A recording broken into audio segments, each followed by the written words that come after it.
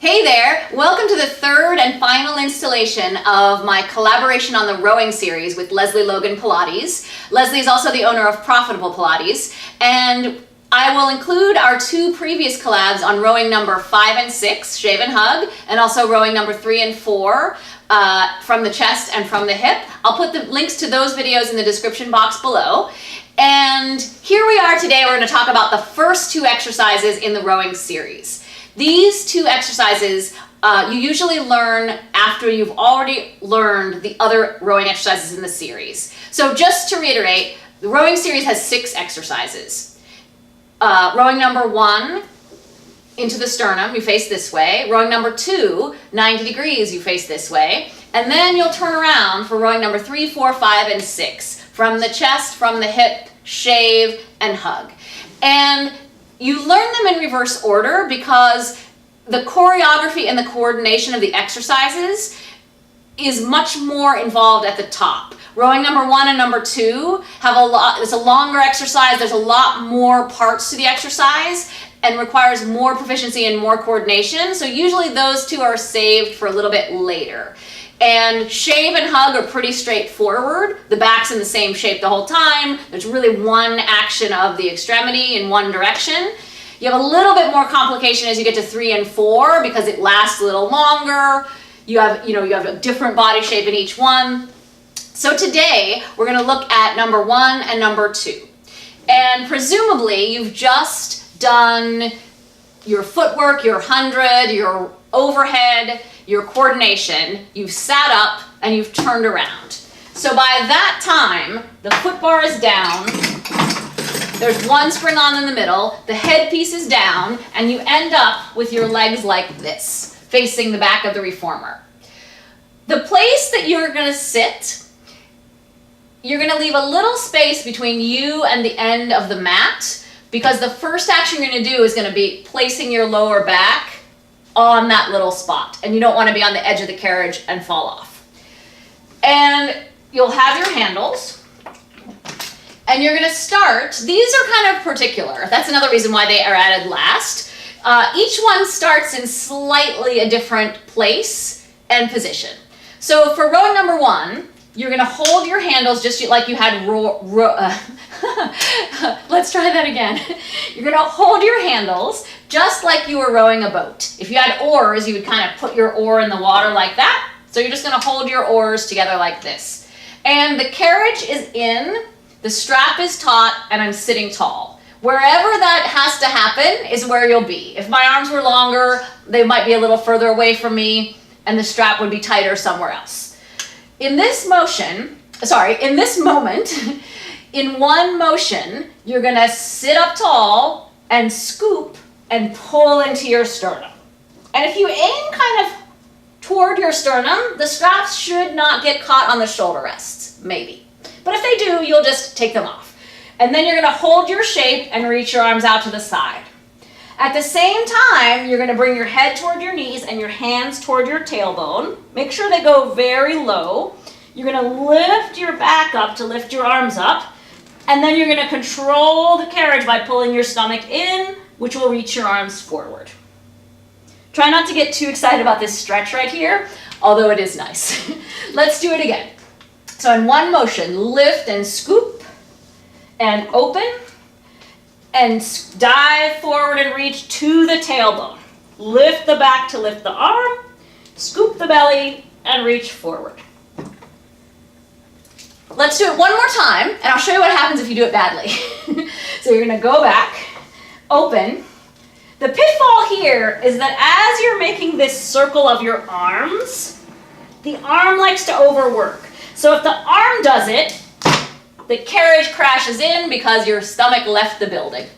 So know that if your stomach pulls the carriage in, your hands are attached to the handles, they're automatically going to take your arm exactly where the choreography is making you go.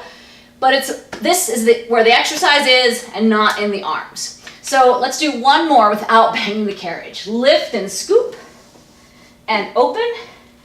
Dive forward and reach to the tailbone. You can even clasp your hands if you can reach them. Lift them up and lift your back up. And then pull your stomach in to close the spring. and reach forward. So that is rowing number 1, also called into the sternum. And some pitfalls that can happen, sometimes people pull way up here and they get all like bunched up in their shoulders. Sometimes people pull really low and then they like get their straps caught and they have to get them up like this and funny things happen.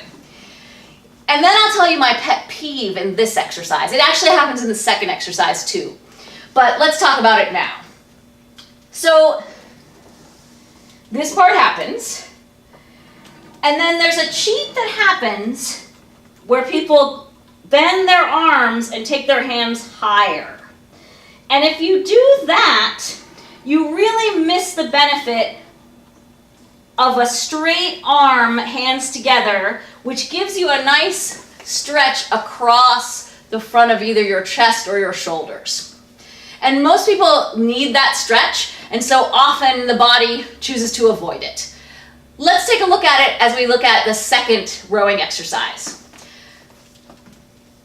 So remember, our first exercise, let me close the carriage, started with the carriage in, the back tall, and the handles wherever they were with the strap tight. So now for the second exercise, that's all going to change. So the second exercise, you're looking for a 90-degree angle, even greater than 90 degrees, and you want your back up and forward, and you want the strap tight. So wherever that happens, the carriage will probably be out a little bit. So kind of all the rules for number 1, you can scrap for number 2. Okay, so this one, you want to make sure that your arm position and your back position are united as one thing. So that when you lift your back and you push up on the handle, you go straight back and everything stays exactly the same, nothing moves. And then you're going to reach forward. You'll come to that same place that we're talking about, straight arms to the tailbone. Lift your back, pull your stomach in, and reach forward. Some pitfalls that happen here are, the back starts tall, but people sort of haul themselves backwards. So the bicep moves and they go backward and they're kind of like sinking down. And you want to make sure that the angle of the arm you set up does not change.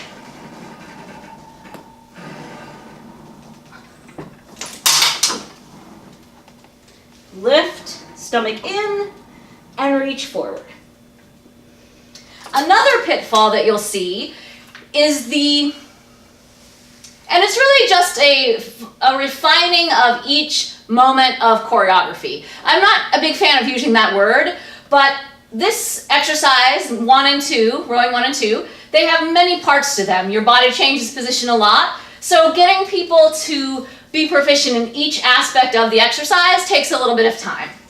They'll do it, as long as they're not banging the carriage and they're doing the exercise, they're not like making up something that's not the exercise. They're learning and they're getting stronger, and then you can just slowly over time refine the moments. So this moment of reach, again where the carriage is closing, I'll get there. This moment, so the stomach is working, the arms and the back are reaching, and when the carriage closes, you'll just continue your reach, you'll turn your handle, and then you'll pull back. And what people may do, they may go back very beautifully, but then they might get here and just the carriage closes and their reach stops and they just go down. And I feel like that's a lovely moment where your stomach pulls in and you can really tangibly feel it controlling the carriage, and you just kind of reach all the way to the frame and then continue.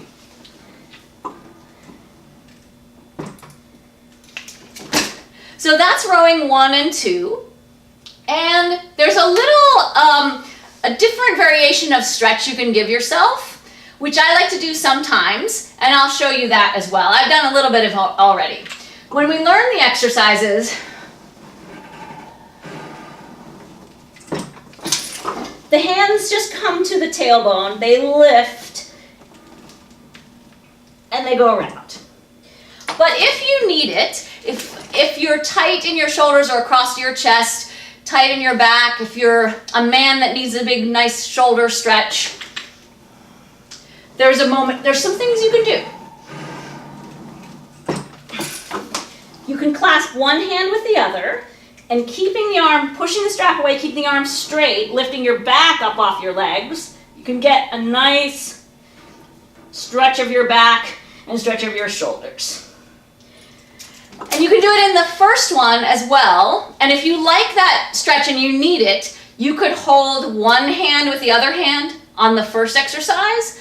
And then when you get to the second exercise, do the same thing, but hold with the opposite hand. So you get a little bit of both sides. Please leave me a question if you have any on this video. If you'd like to see more videos like this, do subscribe, give this video a thumbs up. I will include Lesley's collaboration on the rowing series videos. I will put those in the description box below. And thank you so much. If you are a YouTuber that is also a Pilates instructor, please let me know if you would like to join our collabs, and I will give you the information about the topics and when we'll publish, and you can join us, and we'll have lots of Pilates all around the YouTube world. Thank you so much. Have a great day. Bye. And again, so you're gonna reach as far as you can. It's really just like spine stretch forward. Come up in a nice long line, and then lift. And one more time. I like to slide my hands along the mat. They slide off the mat and down toward my heels.